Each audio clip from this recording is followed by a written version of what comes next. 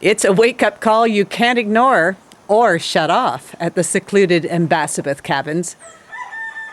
Nestled between the beautiful Blue and John Crow Mountains in eastern Jamaica, waking up with the birds and the whisper of swaying palm trees high in the Rio Grande Valley. I'd say yesterday's 28-kilometer teeth-rattling drive up those crumbling mountainside roads was all worth it.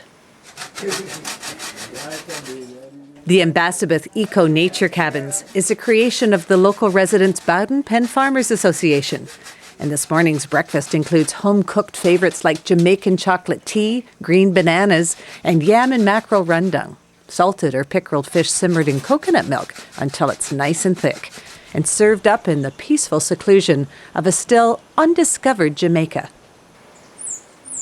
It's almost as if you can touch the air.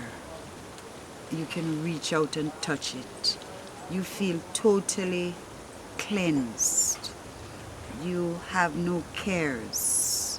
You do not think about the material things.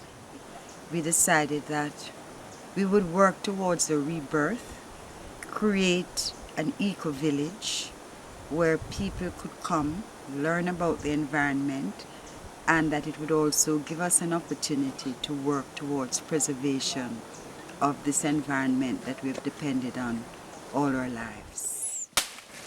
Local guide Peter Higgins is helping preserve the natural and cultural heritage of his Blue Mountain home, sharing his love and knowledge with guests coming here to hike the historic Kuna Kuna Pass Maroon Trail.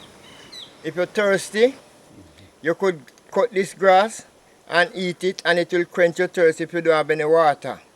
And you just chew it like this and swallow, and it quench your thirst right away because it's salty. Hydration grass. Yeah. The Kuna Kuna Pass Maroon Trail was used by African runaway slaves fighting for their freedom over 300 years ago. And it was nearly wiped out in 1988 by Hurricane Gilbert. The 8-kilometer trail linking the parishes of Portland and St. Thomas is now fully restored and cared for by folks like Peter Higgins, who shares some fascinating stories of the Jamaican Maroons battling the British colonists along this trail high in the hills. Some of Peter's stories are legends of Maroon warriors transforming themselves into trees along the trail, and all led by the famous heroine Nanny, who had some amazing powers of her own, including the ability to catch cannon and rifle balls between her buttocks and return fire.